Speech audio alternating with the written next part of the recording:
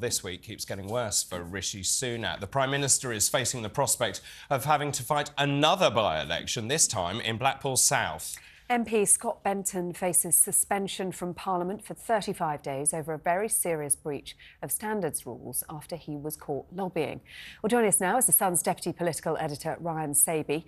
Ryan, I think at this time of year, many of us feel like we're clinging on by a thread, but none more so than Rishi Sunak right now. Yeah, I think Rishi Sunak, when he gets to the end of this week, when Parliament breaks up for recess early next week, I think he'll feel like he's had a bit of a reprieve. He will be slightly relaxed. I think at the beginning of this week, it was looking quite perilous. You had up to 40 MPs or so were threatening to vote against this flagship legislation, his main, this agenda-driven thing that he was trying to get through. And it looked like it could have fallen at the first hurdle. But he's got through that. And I think he'll sleep easy going into the Christmas break. I mean, it's interesting. He avoided the nightmare before Christmas, as you say, the number of people threatening to rebel. In the end, he was so relieved he hugged the chief whip, which I've never seen anything quite like that in the chamber. And then you've got all these disparate factions. You saw Mark Francois giving that press conference like he was in a triumphant manner, basically saying how they were going to vote. Now, clearly, they're going to have to toughen up that legislation and try and hold those five groups together. Yeah. I think the trouble is, I think those five families, their maximum leverage was this week. Vote it down early, vote it down at that first hurdle, and then the government have to go back to the drawing board. But the trouble is, they've let it go on through that legislative process, and you just feel the government will be able to peel some of them off. And if they think they're going to try and vote against it, I think the government think they've got the upper hand, actually.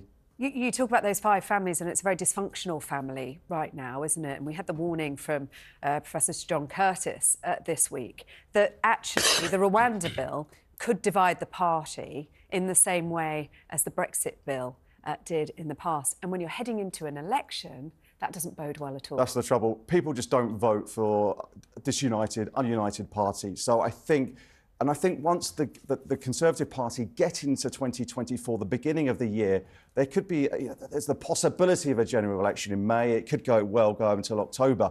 But the public will want to see, the Conservative Party and their supporters and their members will want them to stick as one. And I think that's exactly where they're going to have to go, if they want to garner votes and gain votes from the electorate, because they're in a pretty dangerous position as well. They're 20 points behind in the polls. Well, there's even talk about getting rid of Rishi Sunak. 4 Prime Ministers already in 5 years. Is that really likely? Just also in terms of the polling carried out by YouGov and The Times on the 12th and 13th of December, Conservatives static at 22%, Labour down at 44, down 1. Reform UK now third, according to this poll, Lib Dems on 10. So that sort of re-echoes your sentiment about the way the electorate is feeling, or certainly those normal, traditional Tories who are so disaffected with the party at the moment. I can't see Rishi Sunak not fighting the next election at a Conservative leader. But what I think you've got people in that 40, that group of people who want to undermine this Rwanda bill and trying to get some changes, actually just being sort of undermine his authority. And what you don't want is, because you've got all these different groups, you've got the One Nation, the left-leaning Tories, you've got those people on the right wing,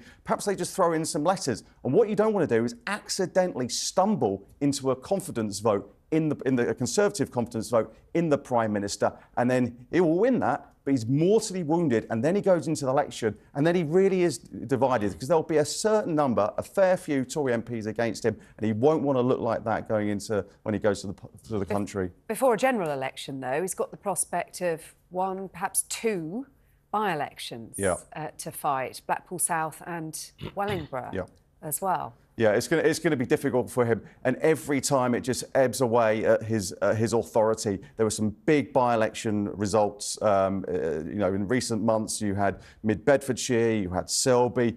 Big majorities, 20,000. They were overturned. Now, in all likelihood, the Conservatives may win that back at a general election, but it just takes away from that authority, and it just looks like... And Labour can say they're gaining the momentum. It looks like they are edging towards power, and it just feeds into that narrative of Labour one step closer to Downing Street. I think one of the other things we haven't spoken about this morning is the junior doctor strike. That starts again, the longest strike that we've ever seen in this country. The government very keen to get this behind them. They've settled with the nurses. They have a deal on the table for the consultants. Another problem, though, for Rishi. Totally.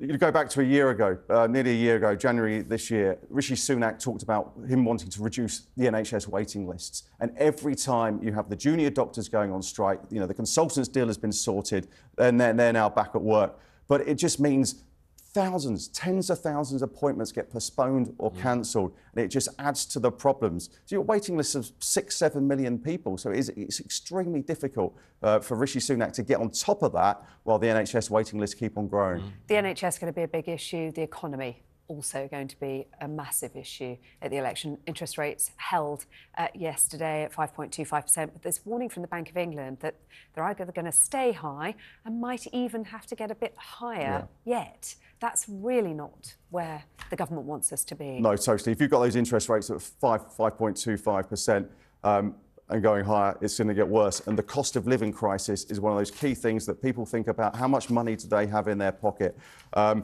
And the thing for Labour, they talk about the Tory mortgage bombshell. So all these people coming off fixed mortgages over the next year, their mortgage payments are going to be going up by hundreds and hundreds of pounds. And every time they see that the money going out of that bank account, it's going to be a black mark against the Conservative name. And they will look back to that mini budget, the Liz Truss mini budget that caused all that, and they will blame the Conservative Party, and they'll be thinking of voting elsewhere. As they go to put their cross in the box, that will be front of And Rishi Sunak has got those 5 pledges with him at all times. When you look at that, you'll measure him against those. He has failed to deliver on pretty much all of them. One of them, of course, is interest rates coming down. But many people say, well, that's nothing to do with the government. No, that's right. You look at the inflation rate. He said that he was going.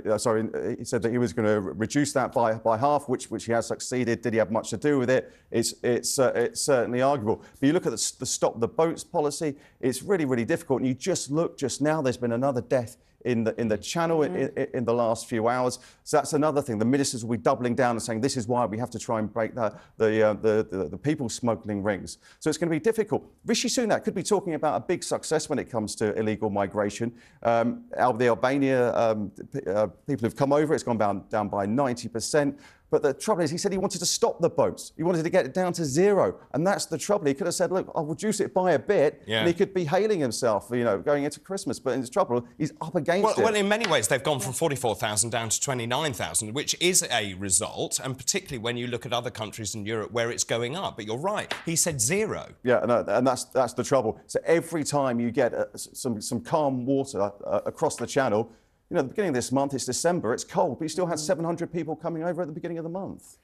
Ryan, thanks very much indeed. Great to hear your thoughts this morning.